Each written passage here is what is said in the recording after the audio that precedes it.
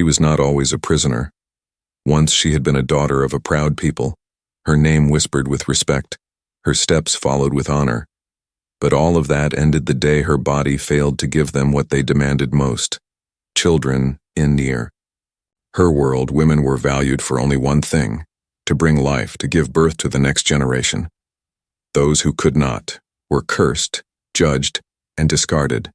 And for her, the punishment was worse than death. They built a glass tomb shining under the sun, tall and clear, so that everyone could see her, but no one could touch her. Inside, she could breathe, she could eat, she could drink, but she could not leave. It was not a home, it was not a shelter, it was a cage. A cage made of shame, a cage made of silence. People walked by every day, children pointing, elders whispering, neighbors shaking their heads. She is cursed, they said. Her womb is empty. Her worth is gone. Their words stabbed deeper than knives, but she could not answer. Her voice locked away with her. No one wanted to hear her pain. They only wanted to see her punishment. At night, when the streets were quiet, she pressed her forehead against the cold glass. The stars above looked down on her, but they gave no comfort. She dreamed of holding. A child, she dreamed of hearing laughter in her arms. But her dream had become her curse, and her curse had become her life. Her days were long, her nights longer. Every hour felt the same. The glass shining, the people staring, her heart breaking. Sometimes she wished they had ended her life instead. At least then, she would not feel the endless eyes burning holes. In her soul she was alive, but she was buried. Buried in silence, buried in shame, buried in glass, and yet, deep inside, a small flame still lived. A flame of hope. A flame that whispered, "This cannot be forever." She clung to that whisper, though every day tried to kill it. Even when she cried, even when her body shook with despair, she held the flame. Then one day, something changed. It was a morning like any other. The crowd passed by, their eyes filled with judgment. But in the corner of her sight, she noticed someone different, a figure she had never seen before. He was not one of her people. His skin, his clothes, his eyes were strange. He was human. Unlike the others, he did not spit words of hate. He did not laugh, he did not point, he simply stood still. For a long time, he watched her. Not with disgust, but with something else. Something she had almost forgotten existed: compassion. Through the glass, their eyes met. For a moment, she felt seen, not as a failure, not as a curse, but as a person. Her heart trembled. Her hands pressed against the barrier. She wanted to speak, to ask, "Why do you look at me this way?" But the glass kept her silent. The man did not move away. He stayed longer than anyone ever had, his gaze soft, his expression calm, and when he finally turned to leave, she thought it was the end. But it was not. The next day, he came again, and again the day after that. Every time he paused before her tomb, watching quietly. His presence was strange, unexpected, but it lit something inside her. For years, she had been invisible. Though trapped in glass where everyone could see her, no one had truly looked at her, not as a soul, not as a woman. Until now, the whispers of the crowd grew stronger. "Why is he watching her?" they asked. "Why does he waste his time on the cursed one?" But he did not care. And though she could not speak, she wanted to tell him, "Do not stop, please keep coming." Her life of silence had begun to change. The glass tomb was still her prison, but now it was no longer empty. For the first time in years, she felt something inside her awaken, a fragile hope, a fragile connection. The punishment was not over. The glass was still strong, but deep in her heart, she knew this was only the beginning. Something was coming, something that could break even the hardest cage, and her story was not finished yet. The next morning she woke with heavy eyes, her body weak from another night of restless dreams. The glass walls around her were the same, cold and cruel. But her heart beat a little faster, because she remembered him. The man who had stopped, the man who had looked at her without hate all day. She waited, her eyes scanning the crowd that passed by. Children pointed, women sneered, men shook their heads. It was always the same cruel cycle of shame. But then, there he was. He walked slowly, his steps calm, his eyes steady. Again he did not rush past, he did not laugh, he did not whisper. He paused, standing before her glass prison, the same way he had done yesterday. Her chest rose sharply, her hands pressed against the wall. She wanted to speak, to call out, but her voice was trapped inside her throat. The glass held her words. The glass held her soul, so she simply stared, her eyes begging him not to leave. The man tilted his head, his expression soft. There was no pity in his eyes, only quiet sadness, as if he could feel her pain, as if he carried his own pain too. He raised his hand slowly, pressing it against the glass. Her breath caught. For years no one had come close, no one had dared to touch her prison. But now, a stranger's hand rested on the barrier between them. Her own fingers trembled as they lifted, pressing against his from the other side. The glass was cold, but his presence was warm. For one heartbeat it almost felt like they touched. And in that single moment the silence of her cage broke, not with words but with connection. He stayed there for a long while, his hand on the glass, his eyes locked with hers. And when the sun dipped lower in the sky, he finally pulled away. She felt panic, afraid he would never return, afraid it was just a passing curiosity. But then, before leaving, he gave her a small nod, a silent promise. The next day, he came again, and the day after that, and the day after that, always pausing, always watching, always placing his hand against the glass. It became a rhythm, a quiet ritual only they shared. The people noticed, of course they did. They whispered louder now. They mocked him the same way they mocked her. Why does he waste his time on the cursed one? They said he must be mad, he must be broken. But he never stopped. Their voices rolled off his back like rain on stone. Every day he came. Every day he paused. Every day he gave her that small nod before leaving. And each day, her heart grew a little stronger. For the first time in years she felt alive. Not free, not yet, but alive. The tomb was still her cage, but it no longer felt like an endless grave, because someone had chosen to see her. One evening, when the crowd had thinned, he did something new. He pulled a small book from his pocket, its pages worn and folded. He opened it and began to speak. His voice was deep, steady, and though she could not hear every word through the glass, she understood enough. He told stories. Stories of a blue world far away, a world called Earth. He spoke of rivers that shined like silver, of forests filled with green life, of skies that blazed with colors at sunset. And she listened with wide eyes, drinking every word like water in a desert. Day after day he brought new stories. Sometimes he spoke of heroes who fought for love, sometimes of children who laughed in fields of flowers. Sometimes he spoke of pain too, of loss, of loneliness.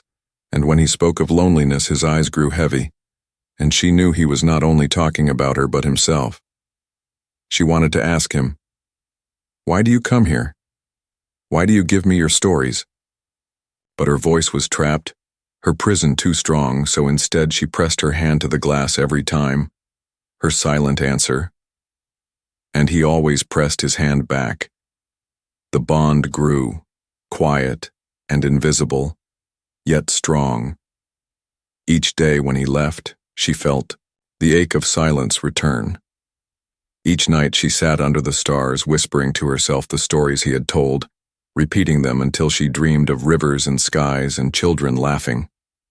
Her tomb was still cold, but her dreams were warm now. The people tried to break it, they tried to chase him away with words, but he never stopped. He returned like the rising sun, and each time he stayed a little longer, spoke a little softer, looked a little deeper, until one night, as she pressed her hand against the glass, she saw something in his eyes. It was not just sadness, it was not just compassion. It was something heavier, something more fragile, a secret he had not yet spoken, and she realized, the man who paused before her tomb every day was carrying a wound of his own, A wound as deep as hers, and one day soon she would learn what it was. The days passed, and the stranger kept returning. At first he only stood in silence, his hand pressed to the cold glass. But slowly something changed. He began to speak. His voice was gentle, carrying through the barrier in broken echoes. Not every word reached her ears, but enough did. Enough to paint pictures in her mind, enough to bring color into her gray world. The first story he told was about the sea. He spoke of water so endless that no one could see the end. Waves that rose like mountains and fell with thunder. He told her how the sea smelled of salt and freedom, how the wind lifted his hair as he stood on a ship. She closed her eyes and imagined it. She imagined standing beside him on that ship, her face kissed by the same wind. The next day he spoke of trees, forests so tall they touched the clouds, leaves whispering like voices of the old. He told her how the ground smelled of earth after rain, how birds filled the branches with songs. Her lips parted, though no words came out. In her heart she whispered back, "Tell me more. Tell me everything." Each story was a gift, and each time he spoke, the fire inside her grew. The glass no longer felt as heavy, her prison no longer as empty. Because his words traveled through like cracks of light in the dark, the crowd mocked him more loudly now. "Why waste your breath on her?" They laughed. "She cannot answer. She cannot give you anything." But he ignored them. He kept returning, speaking louder, speaking longer, until even the cruel voices faded into nothing. Sometimes he shared small things, what he had eaten that morning, how the sky looked, what song the birds sang near his home. And though the details were simple, she listened as if each word was gold, because no one else gave her words, no one else gave her time. Then one evening, as the sun bled into the horizon, he told a different kind of story, a story not of beauty, but of pain. He spoke of a woman he had once loved, a woman who had given him joy and sorrow. And then he spoke of her leaving him and a small child behind. His voice cracked, his eyes lowered, and for the first time, she saw the depth of his wound. Her heart ached. He was not just a stranger who paused, not just a man with stories. He was broken too, lonely too. She pressed both hands against the glass, her body trembling. She wanted to speak, to cry out. "I understand. I am broken too." But her cage swallowed her words, so she let her tears fall, and she prayed he would see them. He lifted his eyes, saw the shine on her cheeks. For a moment, silence held them both. Two souls trapped in different prisons, hers of glass, his of grief. But in that silence, something powerful passed between them. From that night on, his stories grew softer. He no longer spoke only of earth. He spoke of his child, a daughter with bright eyes, a daughter who laughed but sometimes cried when no one was near. He spoke of the struggle of raising her alone, of the weight he carried each day, and she listened with her whole heart. Each time he spoke of the little girl, her chest tightened, her arms itched with the longing to hold, to comfort. She could almost hear the child's laughter, almost see. Her face and the ache inside her grew sharper yet sweeter. One evening, he placed something on the ground outside her tomb. It was a small flower, pale and fragile. He whispered through the glass, "My daughter picked this. She wanted to share it with someone." Her eyes widened, her breath shivered. A gift. No one had ever given her a gift since her punishment began. She pressed her palm against the glass, her tears falling again. He smiled faintly, nodding, as if he understood her unspoken words. That night she lay awake, staring at the flower through the barrier. It was the first time she felt like someone outside had reached into her prison. The bond between them grew, not with touch, not with words spoken both ways, but with stories, with gestures, with silent promises. And each day, her heart whispered the same question, "Why do you come back for me?" She could not ask it, but she felt the answer was hidden in his eyes, the way he looked at her, not with pity, not with judgment, but with need, as if her presence gave him strength, as if her silence healed him too. It was a strange balance. Two broken souls keeping each other alive, but deep in her heart a new fear began to grow. If the rulers discovered his visits, if the people grew angrier, would they punish him too? Would they take him away, leaving her alone once again?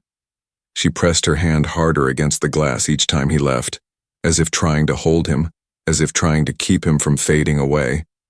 And though he never heard her voice, her eyes begged, "Him, do not leave me, not now, not ever." The stories continued.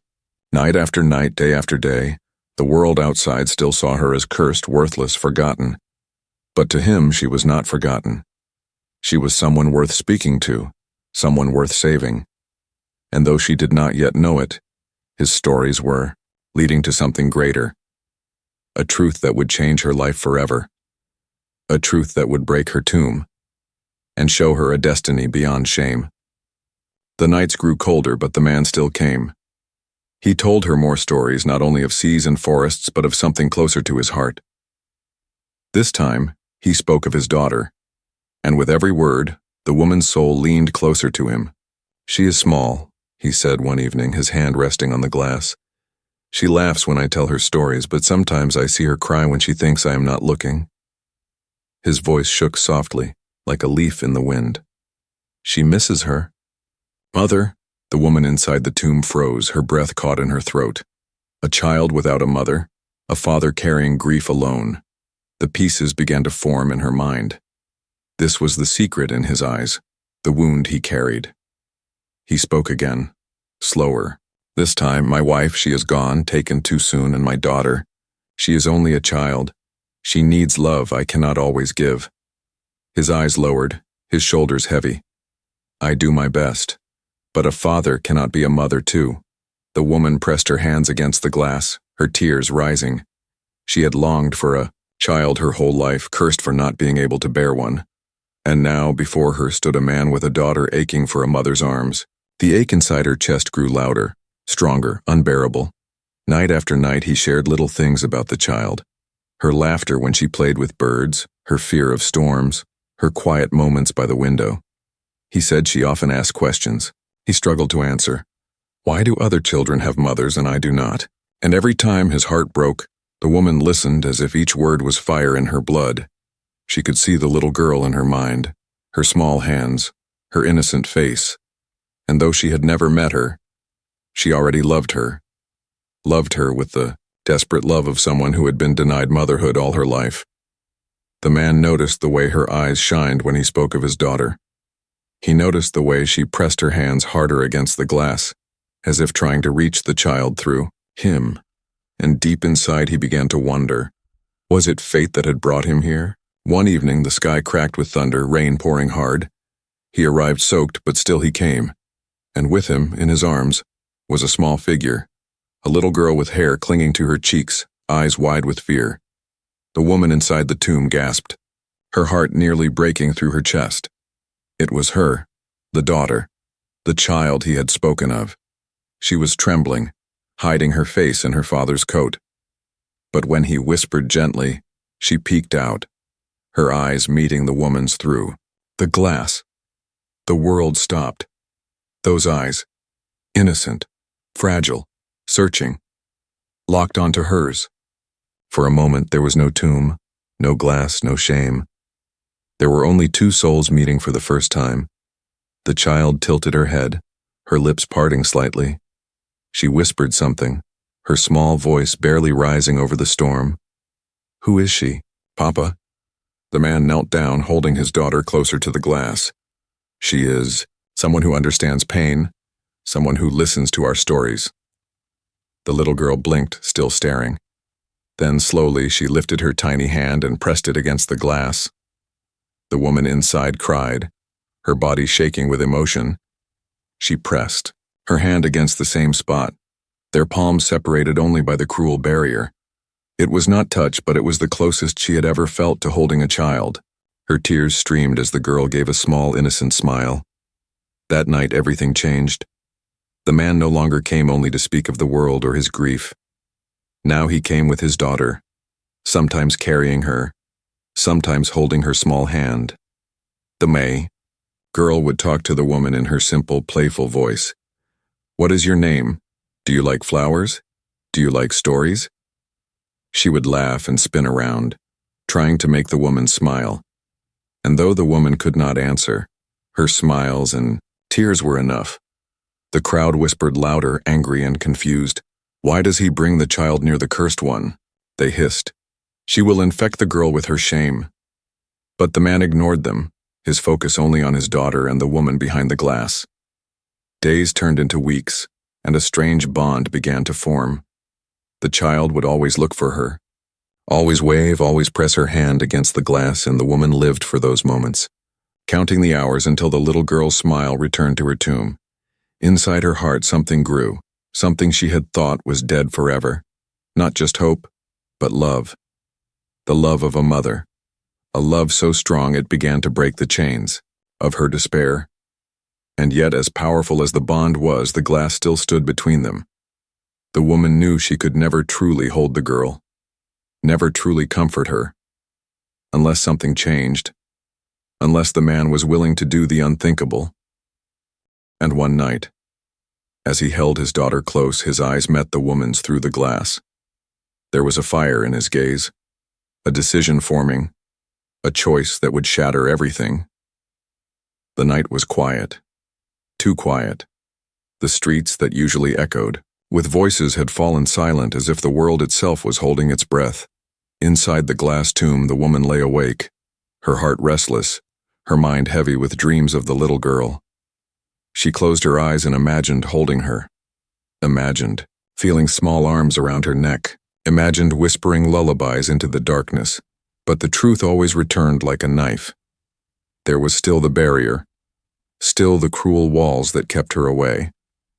Every smile from the child, every touch of her tiny hand on the glass, only deepened the ache. The cage had never felt so cruel. That night she heard footsteps, not the usual hurried ones of strangers passing by, but slow, careful steps. Her eyes opened wide, and she pressed herself against the glass. It was him, the man, but something about him was different tonight. His shoulders were tense, his jaw tight, his eyes burning with a decision. He was not carrying stories. He was not carrying his daughter. He was carrying something heavier. Resolve. He stood in front of the tomb for a long time, not moving. The woman pressed her hands to the glass, confusion and fear mixing in her chest. Finally, he spoke, his voice low but firm. I cannot watch this any longer. Her breath caught, his eyes searched hers, and she felt the weight of his pain, his love, his choice. My daughter needs a mother, he whispered. And you were never meant to rot inside this tomb. Before she could understand, before she could believe, he reached into his coat and pulled out something sharp. Metal gleamed under the moonlight, catching her eyes. Her chest tightened. Her heart raced. He lifted the object and struck the glass. The sound exploded through the silent night, a crack spreading like lightning across the clear wall. The woman gasped, covering her mouth, her body trembling. He struck again, harder this time, the glass shuddering, pieces beginning to shake loose. She pressed her hand against the crack, feeling the vibration run through her skin. Tears rolled down her cheeks. She had dreamed of freedom for years, prayed for it, but now that it was here, she was terrified. Was this real, or was she still dreaming? The man gritted his teeth, sweat running down his face. Every strike echoed like thunder, shards falling, the tomb groaning under his strength. At last, with one final blow, the glass shattered. A storm of sharp pieces rained to the ground, glittering like broken stars. For the first time in years, she stepped forward into open air. Her feet touched the earth, her skin felt the wind. She stumbled, her body weak, but she caught herself. Tears poured freely as she fell to her knees, kissing the dirt, whispering thanks.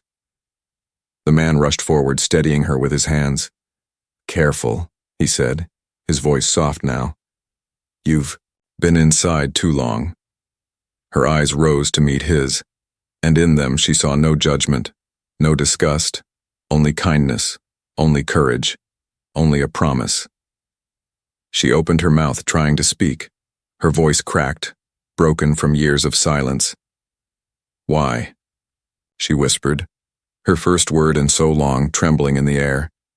He smiled faintly, lifting her to her feet. "Because you deserve more than a cage," he answered. "Because my daughter deserves you."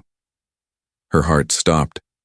She had longed for a child, prayed for a child, cursed for not having a child.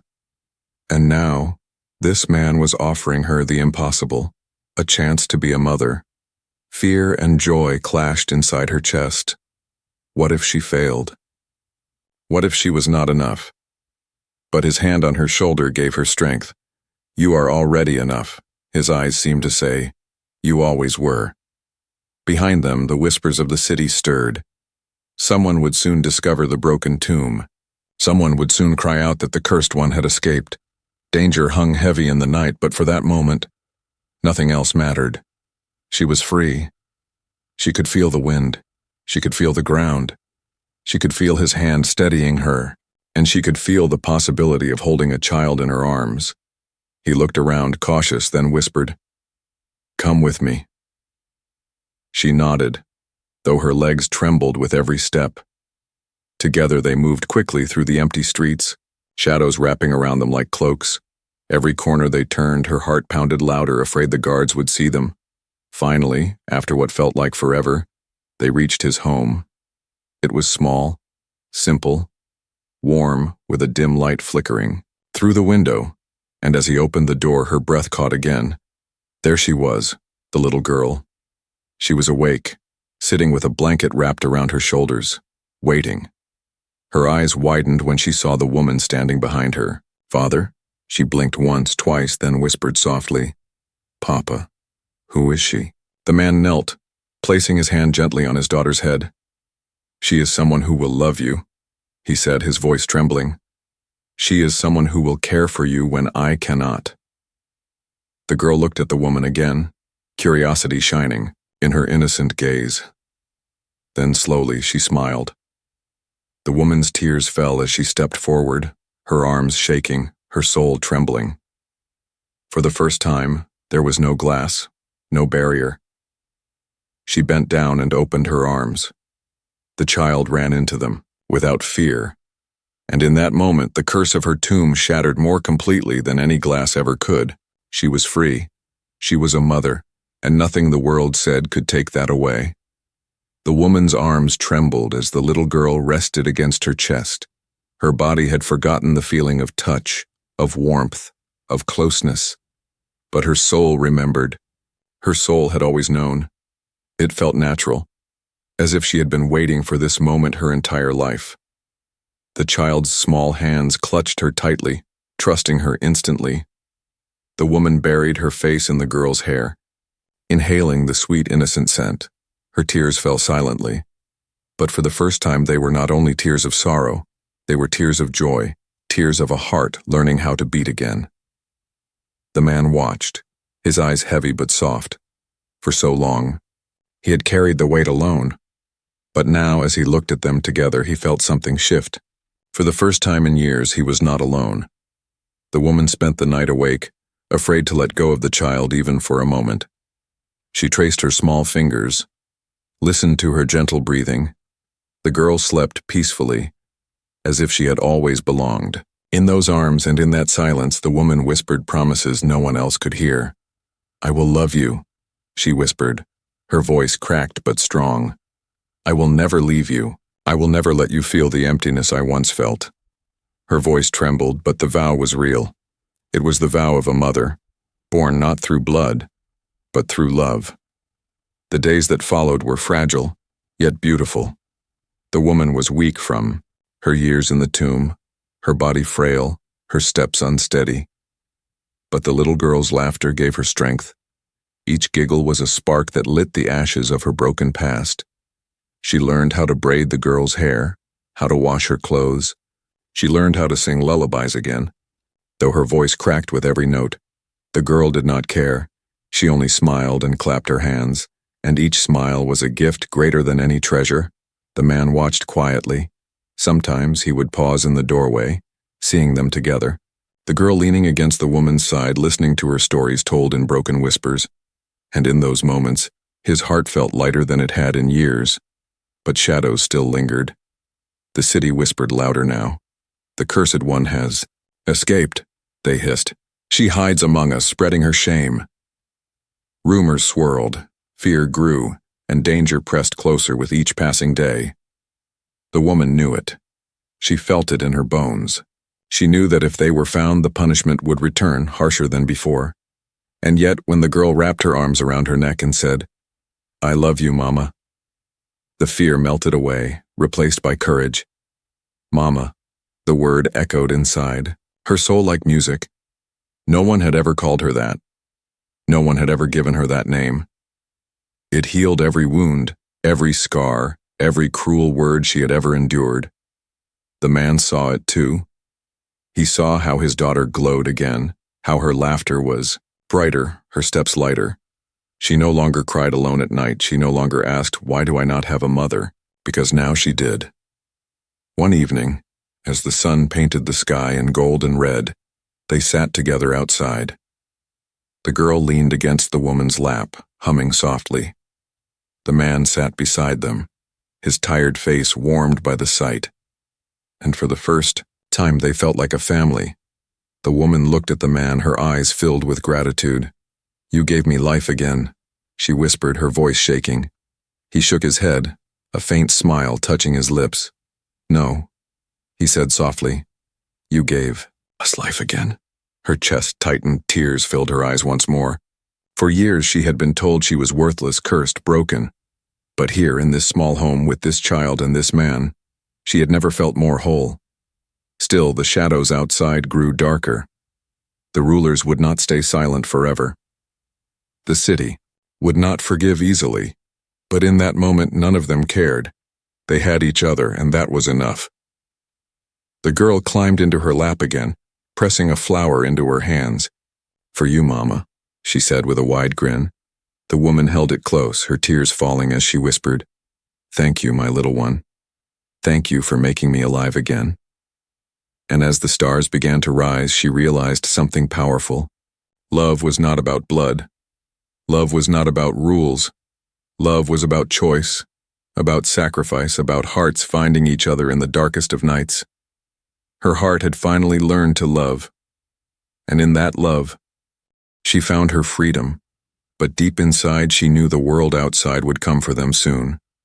And when it did, they would have to fight for this fragile happiness. They would have to fight for love, for family, for survival. And she was ready. For now. She was not just a woman once buried in glass. She was a mother, a protector, and nothing could take that away. The days that followed were filled with both joy and fear. Joy because the woman finally lived, finally laughed, finally held the child she had longed for all her life. Fear because every whisper outside grew sharper. Every eye that lingered too long carried suspicion. She knew the rulers would not stay silent forever. The city hated broken traditions. For them, her escape was not just shame. It was rebellion. She had defied their punishment, defied their rules. And now she lived in the house of a human, daring to be something they said she could never be. But inside the little home, the world felt different. The girl called her Mama every day, her tiny voice chasing away shadows. She learned to cook small meals, to sweep the floors, to hum lullabies at night. Every task was simple, yet every task was holy, because she was living the life they had stolen from her. The man carried his burdens too. He worked harder now, always watching the streets. Always listening for rumors, he knew danger was near. But when he saw his daughter sleeping peacefully in the woman's arms, he whispered to himself, it was worth it. One evening, the sound of boots echoed in the distance. The woman's heart froze. She clutched the child close. Through the window, torches flickered, shadows moved, voices shouted. "They will come for me," she whispered, her voice trembling. But the man placed a hand on her shoulder, steady and strong. "They will not take you," he said firmly. "Not while I breathe." The girl stirred. Frightened by the noise, the woman kissed her forehead, whispering, Do not be afraid, little one, Mama is here. The door rattled, fists pounded, angry voices filled the night. Give us the cursed one, they demanded. She does not belong in this world. The man stood tall, his body blocking the door. She belongs here more than any of you, he shouted back, his voice like thunder. The woman trembled, her arms wrapped around the child. But inside her, something new. Awakened for years, she had lived in silence, lived in shame, but not anymore. She rose to her feet, her voice breaking through the years of chains. No, she cried, loud enough for the men outside to hear. I am not cursed. I am not broken. Her words shook the air, her tears burning down her cheeks. I am a mother. I am loved, and no glass will ever bury me again. The child clung to her, nodding as if she understood every word. The man looked at her with pride, his eyes shining with fire. In that moment, they were not weak, they were not afraid. They were a family standing against the world. The pounding on the door grew weaker, the voices faltered. Perhaps it was her words, perhaps it was the strength in their unity. But slowly, the torches faded into the night, the shadows dissolved, and the silence returned, heavy but victorious. The woman sank to her knees, holding the child close. The man knelt beside them, his arms wrapping around both. Together, they wept. Not from fear this time, but from relief, from the knowledge that they had chosen each other, and that choice was stronger than chains. The next morning, the sun rose brighter than before. The little girl ran outside with laughter, chasing butterflies in the grass. The woman watched her, her eyes full of wonder. This is freedom, she whispered. This is life. The man stood beside her, tired but smiling. We may never be safe from their judgment, he said, but we will always be safe in our love. She nodded, her hand finding his, their fingers locking like unbreakable chains. The days turned into weeks, the weeks into months. The whispers in the city never stopped, but they grew weaker. People still called her cursed, but she no longer listened. For every cruel voice outside, there was a small, sweet voice inside calling her mama. At night, she tucked the little girl into bed. She kissed her forehead and whispered, I love you, my daughter. And the child, half asleep, always smiled and whispered back, I love you too, Mama. The words healed her more than any medicine. They healed her more than freedom itself, because she was no longer just a woman who had been buried in glass. She was a mother, a protector, a heart reborn, and as the stars glittered above, she knew the truth. Her life had been stolen, shattered, cursed, but love had built it again, stronger than ever. Love had given her a family. No tomb, no ruler, no shame could take that away. For beyond the cruelty of her people, beyond the silence of her cage, she had found something greater. She had found her place, her name, her forever. And so the story of the cursed woman ended not in sorrow, but in love. For once buried in a glass tomb, she now lived free, not as the world defined her, but as her daughter did, Mama.